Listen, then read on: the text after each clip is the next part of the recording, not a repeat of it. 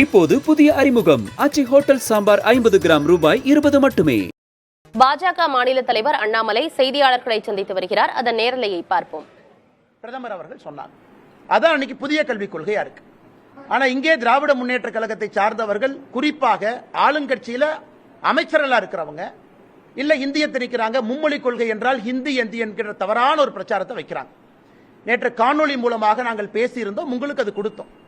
ஒரு கட்சி என்ன சொல்றாங்க, நிலைப்பாடு என்ன. இன்னைக்கு இன்னும் ஒரு படி முன்னாடி போய் தெளிவுபடுத்த விரும்புகின்றோம். இன்னும் ஒரு படி முன்னாடி போறோம்.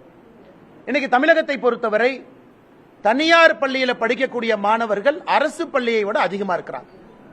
அவங்களுடைய கல்வி குறிப்பு ஒரு ஆண்டுக்கு முன்னாடி அசம்பிளியில சப்மிட் பண்ண டாக்குமெண்ட்ல இருந்து எடுக்கப்பட்ட குறிப்புல 52 லட்சம் மாணவர்கள் அரசு பள்ளியிலும் 56 லட்சம் மாணவர்கள் தனியார் பள்ளியிலும் படிக்கிறாங்க. தனியார் பள்ளி மாணவர்கள் அதிகம்.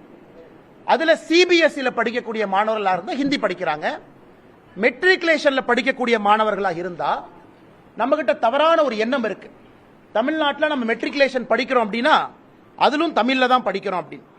தமிழகத்தை பொறுத்தவரை யாராவது மெட்ரிகுலேஷன் படிக்கிறாங்க அப்படின்னா அவங்களுக்கு எங்கேயுமே தமிழ் மொழி என்பது கட்டாயமாக இல்லை. தமிழக மெட்ரிகுலேஷனை பொறுத்த வரைக்கும் ஆப்ஷனல் லாங்குவேஜ் என்னென்ன இருக்குன்னு பாத்தீங்கன்னா, தெலுங்கு இருக்கு, அரபிக் இருக்கு, மலையாளம் இருக்கு, கன்னடா இருக்கு, ஹிந்தி இருக்கு, குஜராத்தி இருக்கு, சான்ஸ்கிரிட் இருக்கு, பிரெஞ்சு இருக்கு, உருது இருக்கு. அதாவது ஆங்கில மொழியில மெட்ரிகுலேஷன் பள்ளியில படிக்கக்கூடியவங்களுக்கு இது போன்ற பல ஆப்ஷன்ஸ் அங்க இருக்கு. அப்படி இருக்கும் பொழுது 56 லட்சம் குழந்தைகள் அவங்க வேற ஒரு ஸ்ட்ரீம்ல போயிட்டு இருக்கிறாங்க.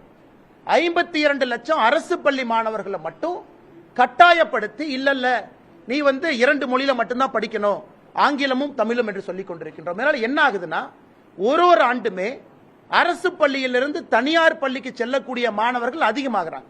இன்னைக்கு தமிழ்நாட்டில் பிரைவேட் ஸ்கூல் மார்க்கெட் 30,000 கோடி ரூபாய் மார்க்கெட்டுங்க. நீங்க கணக்கு போட்டா தெரியும். 56 லட்சம் குழந்தைங்க, ஒருத்தருக்கு ஒரு ஃபீஸ் போட்டு வேன் ஃபீஸ், அந்த மார்க்கெட்டை ஃபுல்லா பாருங்க. ஏன்னா இல்லாட்டி இன்னைக்கு திமுக காரர் தான் தனியார் பள்ளி கூட்டமைப்புடைய தலைவராக இருக்கார். முதல்ல பாரதிய ஜனதா கட்சியில் இருந்தார் அண்ணன் பிடி அரசுகுமார் அவர்கள்.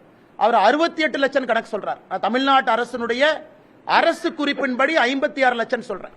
அண்ணன் அரசுகுமார் அவர்கள் ஒரு விழாவில் இல்ல 68 லட்சம் பேர் தனியார் பள்ளியில படிக்கிறாங்க.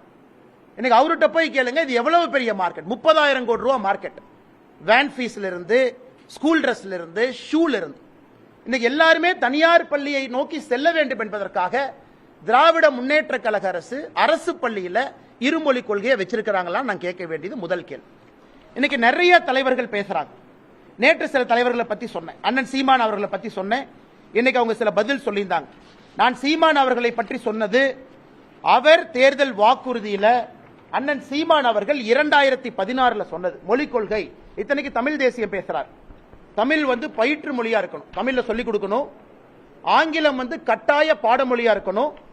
விருப்ப மொழி, அதாவது ஒரே ஒரு சப்ஜெக்ட், அது ஹிந்தி உட்பட உலகத்தில் இருக்கக்கூடிய எல்லா மொழி. இதுல ஹிந்தி என்கின்ற வார்த்தையை பயன்படுத்தியதே அண்ணன் சீமான் அவர்கள் 2016 அவருடைய தேர்தல் வாக்குறுதி. இன்னைக்கு சொல்றாரு, இல்ல நான் தான் டைப் அடிச்சேன், நான் தான் எழுதினேன், நான் ஹிந்திங்கிற மாதிரி இல்லையா அப்படின்னு. அவருடைய தேர்தல் வாக்குறுதி 2016 சீமான் அவர்கள் சொல்லி இருக்கின்றார். இன்னைக்கு புதிய கல்விக் கொள்கை அதேதான். பயிற்று மொழி 5ஆம் வகுப்பு வரை கட்டாயம் தமிழ். இன்னைக்கு பயிற்று மொழி தமிழகம் ஆங்கிலத்தில் இருக்கு. இன்னைக்கு சிபிஎஸ்இ எந்த போர்டா இருந்தாலும் தமிழ் மொழியில பயிற்று மொழிங்கிறோம். ஆங்கிலம் என்பது கட்டாய பாடமொழி. அதே போல ஒரு விருப்ப மொழி, ஒரே ஒரு பேப்பர், அது மலையாளமோ கன்னடமோ தெலுங்கோ ஹிந்தியோ உருதோ சமஸ்கிருதமோ பிரெஞ்சோ, ஒரே ஒரு லாங்குவேஜ் பேப்பர் தான். நாம் இன்னைக்கு இந்த மும்மொழி கொள்கையில 3வது மொழி என்பது ஒரே ஒரு லாங்குவேஜ் பேப்பர். இது அண்ணன் சீமான் அவர்களுக்கு. அடுத்து ஐயா விஜய் அவர்களுக்கு வர்றேன்.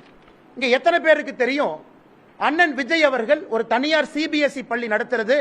தமிழக வெற்றி கழகத்தினுடைய தலைவர் திரு விஜய் அவர்கள் ஒரு சிபிஎஸ்இ பள்ளி நடத்துறாங்க பதூர்ல.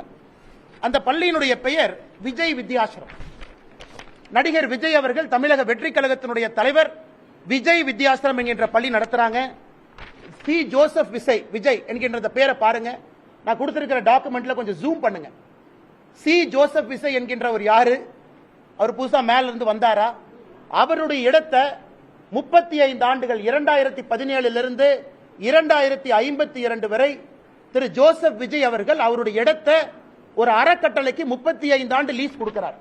அந்த அறக்கட்டளை யாருடைய பேர்ல ரெஜிஸ்டர் ஆயிருக்குன்னா, திரு சந்திரசேகர் அவருடைய பேர்ல, எஸ்.ஏ. சந்திரசேகர் அவருடைய பேர்ல அந்த அறக்கட்டளை ரெஜிஸ்டர் ஆயிருக்கு.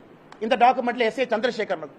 எஸ்.ஏ. சந்திரசேகர் அவர்கள் நடத்தக்கூடிய பள்ளி, அந்த ட்ரஸ்ட் நடத்தக்கூடிய பள்ளி தான் விஜய் வித்யாசிரம். என்ன அர்த்தத்தில் சில அரசியல் தலைவர்கள் அவங்க நடத்துற பள்ளி சிபிஎஸ்இ, அவங்க நடத்துற பள்ளியில ஹிந்தி இருக்கு, அவங்க சொந்த குழந்தைங்க பிரெஞ்சு படிக்கிறாங்க. அன்பில் மகேஷ் பொய்யாமொழியினுடைய சொந்த குழந்தை பிரெஞ்சு மொழி படிக்கிறாங்க. இந்த அரசியல்வாதிகள் எந்த லட்சணத்தில் வெளியே வந்து அரசு பள்ளியில் இருக்கக்கூடிய மாணவர்கள் மட்டும் 2 மொழி படிக்க வேண்டும் என்று எந்த லட்சணத்தில் சொல்றாங்க? அது தமிழக வெற்றி கழக தலைவர் அண்ணன் விஜயாக இருக்கட்டும், அண்ணன் சீமான் அவர்களாக இருக்கட்டும், தமிழகத்தினுடைய பள்ளி கல்வித்துறை அமைச்சராக இருக்கக்கூடிய அன்பில் மகேஷ் பொய்யாமொழியாக இருக்கட்டும். ஏன் இதையெல்லாம் தாண்டி இன்னைக்கு இன்னொன்னு பாருங்க. இன்னைக்கு நான் சன்சைன் மெட்ரிகுலேஷன் ஸ்கூல்லாம் போக விரும்பலைங்க. முதலமைச்சருடைய குடும்பத்தில் நடத்துறாங்க, ஹிந்தி இருக்கு, அதெல்லாம் விடுங்க. இன்னைக்கு இன்னும் ஒரு படி மேல போறேன். சென்னை பப்ளிக் ஸ்கூல், கலாநிதி வீராசாமி அவர்களுடைய எம்பி அவர்களுடைய குடும்பம் நடத்தக்கூடிய பள்ளி. இதுல என்ன போட்டிருக்காங்கன்னா, இது வந்து ஸ்டேட் போர்ட் மெட்ரிகுலேஷன் ஸ்கூல், ஆங்கில பள்ளி.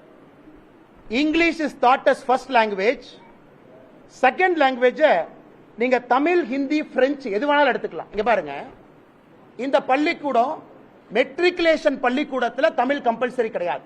நான் சிபிஎஸ்இ பத்தி பேசலீங்க. மெட்ரிகுலேஷன் பள்ளிக்கூடத்தில் தமிழ் வந்து 2வது மொழி கிடையாது. நீங்க தமிழும் படிக்கலாம், ஹிந்தியும் படிக்கலாம், பிரெஞ்சும் படிக்கலாம். இதெல்லாம் மெட்ரிகுலேஷன் பள்ளியினுடைய நிலைமை. இன்னைக்கு தமிழ்நாடு அரசு சொல்றாங்க, இல்ல இல்ல அண்ணாமலை சொன்ன தரவுக்கு எங்கிட்ட ப்ரூஃப் இல்லை, வெக்கக்கேடு. நாங்க சொல்றோம் 30 லட்சம் பேர் தமிழ்நாட்டில் மும்மொழி கொள்கை படிக்கிறாங்க, 3 மொழியில 30 லட்சம் குழந்தைகள் படிக்கிறாங்க. தமிழ்நாடு அரசு என்ன சொல்லணும்? இவ்வளவு டேட்டா இருக்கு, எம்எஸ் சாப்ட்வேர் கையில் இருக்கு. டேட்டா எடுத்து என்ன சொல்லணும்? பத்திரிகை நண்பர்கள்ட்ட 30 லட்சம் படிக்கிறாங்களா, 25 லட்சம் படிக்கிறாங்களா, 40 லட்சம் படிக்கிறாங்களா? அவங்ககிட்ட டேட்டா இருக்கு. தமிழ்நாட்டினுடைய எல்லா பள்ளியினுடைய டேட்டா இருக்கு. இன்னைக்கு தமிழ்நாடு அரசு சொல்றாங்க, இல்ல இல்ல அவர் 30 லட்சம்னு சொன்னதுக்கு ப்ரூஃப் இல்லை. சரி, நான் 30 லட்சம் சொன்னதுக்கு ப்ரூஃப் இல்லைன்னா நீங்க ப்ரூஃப் கொடுங்க. நீங்க 10 லட்சம் சொல்றீங்களா, ப்ரூஃப் கொடுங்க. 20 லட்சம் கூட சொல்றீங்களா? ஒரு தமிழ்நாடு அரசு, இவ்வளவு பெரிய ஒரு அரசு, இத்தனை ஆயிரம் பேர் வேலை பார்க்கறாங்க, இத்தனை ஐஏஎஸ் அதிகாரிகள் இருக்கிறாங்க. உங்ககிட்ட 30 லட்சம் பேரா 20 லட்சம் பேரா மும்மொழி கொள்கையில் இருக்காங்க, நீ மழுப்புறீங்கன்னா 30 லட்சத்திற்கு மேல் தமிழ்நாட்டில் 3 மொழி படிக்கக்கூடிய மாணவர்கள் 30 லட்சம் பேருக்கு மேல இருக்காங்க. நான் குறைவாகத்தான் 30 லட்சம் என்கின்ற வார்த்தையை பயன்படுத்தினேன். தனியார் பள்ளியில படிக்கிறவங்க 56 லட்சம் என்று குறைவாக பயன்படுத்தினேன். பிடி அரசகுமார் தனியார் பள்ளி கூட்டமைப்பினுடைய தலைவர் 68 லட்சம் புள்ளி விவரம் கொடுக்கிறார். அவர் 68 லட்சம், நான் 68 லட்சம் கூட சொல்லிங்க, 56 லட்சம். 30 லட்சம் பேர் 3 மொழிங்கிறார். அதனால் தமிழ்நாடு அரசு வெள்ளை அறிக்கை கொடுக்கட்டும், எத்தனை பேர் 3 மொழி தமிழ்நாட்டில் படிக்கிறாங்கன்னு நம்ம பார்ப்போம். அண்ணன் ஜோசப் விஜய் அவர்கள் உட்பட, அண்ணன் சீமான் அவர்கள் உட்பட, குடும்பத்திற்கு ஒரு நியாயம், அரசு பள்ளியில் படிக்கக்கூடிய சொந்தங்களுக்கு ஒரு நியாயம் என்பதை எந்த காரணத்திற்கும் ஏற்றுக்கொள்ள முடியாது. அதனால எதுக்கு ஆர்ப்பாட்டம் பண்றீங்க? வீண் ஆர்ப்பாட்டம் எதுக்கு பண்றீங்க? மக்களுக்கு உபத்திரம் கொடுப்பதற்காக இந்தி கூட்டணி, எதுக்காக கூட்டம் சேர்ந்து ஆர்ப்பாட்டம் பண்றீங்க? நீங்க பள்ளி நடத்துறீங்க, தமிழ்நாட்டு மெட்ரிகுலேஷன் ஸ்கூல்லயே தமிழ் கம்பல்சரி இல்ல, 30 லட்சத்துக்கும் மேற்பட்ட குழந்தைகள் 3 மொழி படிக்கிறாங்க. நாங்கள் திரும்ப திரும்ப சொல்வது, ஹிந்தி வேண்டாம் என்று முடிவு செய்தால் 3வது மொழி ஏதாவது படியுங்கன்னு தான் நம்ம சொல்றோம். மோடி ஐயா சொல்வது, மும்மொழி கொள்கையில 3வது மொழி ஒரு பேப்பர். மலையாளம் எடுக்கிறீங்கன்னா ஒரு பேப்பர் மலையாளம் கூட வரும், உருது எடுக்கிறீங்களா உருது வரும், பிரெஞ்சு எடுக்கிறீங்களா ஒரு பேப்பர் பிரெஞ்சில் வரும். நீங்க படிக்கிற பிசிக்ஸ், கெமிஸ்ட்ரி எல்லாம் 5ஆம் வகுப்பு வரை தமிழ்ல மட்டும்தான் இருப்போம்.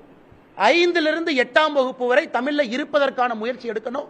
மிச்சதெல்லாம் ஆங்கிலத்தில் இருக்கணும். ஆங்கிலத்தில் தான் பிசிக்ஸ் இருக்கும், ஆங்கிலத்தில் தான் கெமிஸ்ட்ரி இருக்கும், எல்லாம் ஆங்கிலத்தில் தான் இருக்கும். ஒரே ஒரு பேப்பர், ஒரே ஒரு 3வது பேப்பர் ஒரு மலையாளமோ தெலுங்கோ ஹிந்தியோ ஒரு பேப்பரா கூட வரும். அதை குழப்பி, இல்ல நீங்க ஹிந்தியை திணிக்க பாக்குறீங்க, மற்ற மொழியை திணிக்க பாக்குறீங்க, அப்ப நம்ம குழந்தைங்க எல்லா சப்ஜெக்டையும் ஒரு புது மொழியில படிக்கிறாங்க. எல்லா சப்ஜெக்டும் படிக்கலீங்க, ஒரே ஒரு சப்ஜெக்ட ஒரே ஒரு மொழியில லாங்குவேஜ் பேப்பரா படிக்கிறதா 3வது மொழி. உலகமே மாறிக்கொண்டிருக்கிறது. இன்னைக்கு முதலமைச்சர் இவ்வளவு பேசுறாங்க. சரி, இந்தி கூட்டணியில் இருக்கக்கூடிய மாநிலங்கள் வெஸ்ட் பெங்கால், கேரளா, கர்நாடகா, தமிழ்நாடு 4 மாநிலத்தை அடுத்து 4 மாநில முதலமைச்சர்கிட்ட பேசி, உங்க மாநிலத்தில் 3வது மொழியா தமிழை வைங்க. அப்ப தமிழ்நாட்டிலே எத்தனை பேருக்கு, தமிழ் படித்தவர்களுக்கு அரசு பள்ளியிலே பணிபுரிவதற்கு இந்தியாவில் வாய்ப்பு கிடைக்கும்? இங்க இருக்கிறவங்க எத்தனை பேர் பிஎட் படிச்சுட்டு வேலை இல்லாம இருக்காங்க? வெஸ்ட் பெங்கால்ல, கேரளால, கர்நாடகால இவங்க எல்லாம் போய் அங்கே தமிழ் பாடத்தை நடத்தலாம். நம்முடைய மாநிலத்தில் ஒரு பேப்பர் மலையாளமோ பெங்காலியோ கன்னடமோ ஒன்ன வைங்க, அங்கே இருப்பவர்கள் இங்க வருவாங்கல்ல. அதனால் எதற்காக மக்களை குழப்பி குழப்பி ஹிந்தியை திணிக்கிறாங்க? ஹிந்தி யாரு திணிக்கிறாங்க? யார் ஹிந்தியை திணிப்பதாக சொன்னாங்க? எங்கேயும் கிடையாது. அரசியல் தலைவர்கள் முதல்ல கண்ணாடியை பார்க்கணும். அவர்களுக்கு ஒரு நியாயம், ஊருக்கு ஒரு நியாயம். அவங்க பிள்ளைங்க நல்லா படிக்கணும், அவங்க பிள்ளைங்க மேல மேல போகணும். அரசு பள்ளியில படிக்கக்கூடிய மாணவர்கள் போஸ்ட் அடிச்சு ஒட்டணும், கோந்து எடுத்துட்டு சுத்த வேண்டும் என்பதற்காக இன்னைக்கு தமிழகத்திலே ஒரு டிராமா போடுறான். அன்பில் மகேஷ் பொய்யாமொழி அவர்கள் நல்ல சட்டையை போட்டுட்டு அரசு பள்ளி மாணவர்களோடு கிரிக்கெட் ஆடிட்டு தோனி மாதிரி ஆடுறாருன்னு அவரே ட்வீட் போட்டு அது பெருமை இல்ல. அவரு பையனை பிரெஞ்சில படிக்க வச்சுட்டு அங்க இருக்கக்கூடிய குழந்தைகளுக்கு 3வது மொழியை டினை பண்றாருலங்க, அதைத்தான் பாரதிய ஜனதா கட்சியினுடைய தலைவர்கள் நாங்கள் எடுத்துச் சொல்லிக் கொண்டிருக்கின்றோம். உங்களுக்கு ஒரு நியாயம், ஊருக்கு ஒரு நியாயம் என்பதை ஏற்றுக்கொள்ள முடியாது. இன்னைக்கு தமிழகத்தில் தனியார் பள்ளியில படிக்கக்கூடிய மாணவர்கள் அரசு பள்ளியை விட அதிகமாக இருக்கின்ற காரணத்தினால தமிழகத்தில் இருமொழி கொள்கை தோற்றுவிட்டது என்பது வெட்ட வெளிச்சமாக நிரூபணமாக இருக்கிறது. வெட்ட வெளிச்சமா அவங்களுடைய தலைவரை சொல்ல அறிஞர் அண்ணா அவர்கள் 1967 ஏப்ரல் மாசம் கணையாளியில அவர் சொல்லலையா, எல்லா இந்தியாவில் இருக்கக்கூடிய எல்லா மாநிலங்களும் 3 மொழி கொள்கையை ஏற்க ஆரம்பித்து விட்டால் தமிழகம் நாங்களும் ஏற்றுக்கொள்வோம் என்று பேரறிஞர் அண்ணா அவர்கள் 1967 ஏப்ரல்ல சொன்னாரு. இன்னைக்கு இந்தியாவில் இருக்கக்கூடிய எல்லா மாநிலமும் 3 மொழி கொள்கையை ஏற்றிருக்கின்றார். கேரளால தமிழ் மொழி டெக்ஸ்ட் புக் போட ஆரம்பிச்சிட்டாங்க. பக்கத்து கேரளா மாநிலத்தில் அவன் தமிழை வளர்க்கிறான், நாம எங்க தமிழை வளர்க்கிறோம்? என்ன தெல்ல தெளிவாக சொன்னோம். ஏசர் ரிப்போர்ட் எந்த பேரா படிக்க சொன்னாங்க? 2ஆம் வகுப்புல 3ஆம் வகுப்பத்தில் எத்தனை பேர் படிச்சாங்க? 5ஆம் வகுப்புல எத்தனை பேர் படிச்சாங்க? 8ஆம் வகுப்புல எத்தனை பேர் படிச்சாங்க? எத்தனை பேர் 8ஆம் வகுப்புல ஒரு தமிழ் பேராவை படிக்க முடியாம எத்தனை பேர் தடுமாறுறாங்க? இதையெல்லாம் சொல்லிக்கிட்டே இருக்கும்.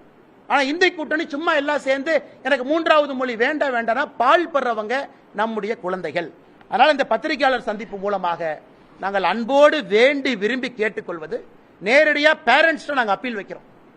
பாரதிய ஜனதா கட்சி மார்ச் 1ஆம் தேதியிலிருந்து தமிழகம் முழுவதும் கையெழுத்து இயக்கத்தை நடத்த இருக்கிறது. பட்டி தொட்டி எல்லாம் கிராமத்திலிருந்து நகரம் வரை பாரதிய ஜனதா கட்சியினுடைய தொண்டர்கள் மார்ச் 1 ஆரம்பித்து மார்ச், ஏப்ரல், மே 3 மாதம் 90 நாட்கள் முழுமையாக தமிழகத்தில் இருக்கக்கூடிய எல்லா மக்களையும் வீட்டுக்கு போய் சந்திச்சு கையெழுத்து இயக்கம் நடத்திருக்கிறோம்.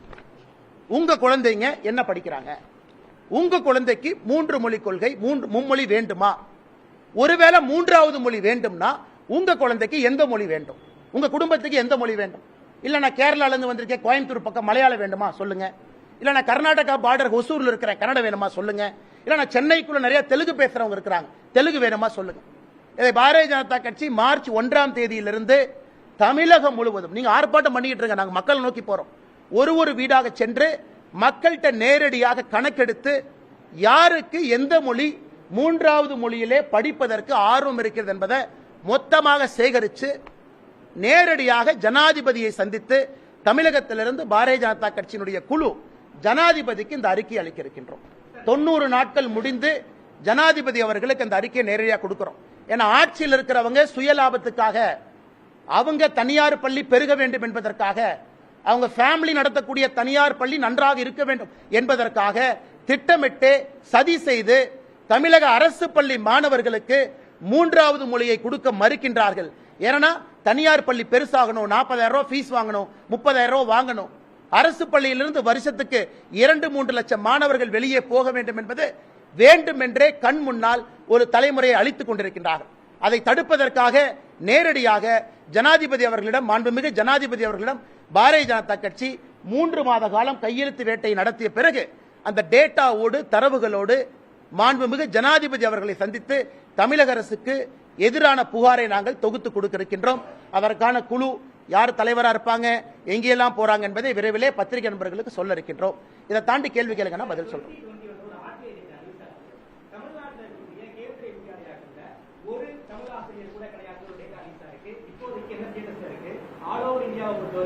ஆயிரக்கணக்கான கேள்வி இருக்கு. இந்த ஆயிரக்கணக்கான கேள்வியில எத்தனை மாணவர்கள் தமிழ் படிக்கிறாங்க, எத்தனை மாணவர்கள் சவுத் இந்தியன் லாங்குவேஜ்?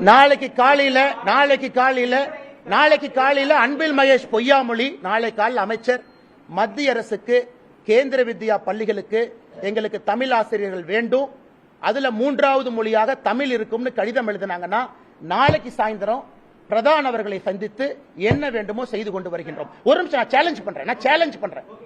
நான் எஜுகேஷன் மினிஸ்டருக்கு சேலஞ்ச் பண்றேன். நாளைக்கு காலையில கேந்திரிய வித்யாலயால சொல்றது கேளுங்க, கேள்வி கேட்டீங்க கேக்குறது. கேந்திரிய வித்யாலயா இந்தியாவிலிருந்து தமிழ்நாட்டுக்குள்ள டிரான்ஸ்பரபிள் ஜாப்ல இருக்கக்கூடிய மத்திய அரசு பணியில் இருக்கக்கூடிய எல்லோருக்கும் நாங்க 3வது மொழி தமிழ் மொழியை சொல்லிக் கொடுக்க போகின்றோம் கேவியில அப்படின்னு அன்பில் மகேஷ் பொய்யாமொழி அவர்கள் கடிதம் எழுதினா நாளைக்கு சாயந்தரம் நான் டெல்லியில் இருக்கேன். மும்மொழி கொள்கை மூலம் ஹிந்தி திணிக்கப்படாது என அண்ணாமலை விளக்கம் கொடுத்திருக்கிறார். செய்தியாளர்கள் சந்திப்பின் போது அதனை பின்னர் முழுமையாக பார்க்கலாம். இப்போது புதிய அறிமுகம் ஆச்சி ஹோட்டல் சாம்பார் 50 கிராம் ரூபாய் 20 மட்டுமே.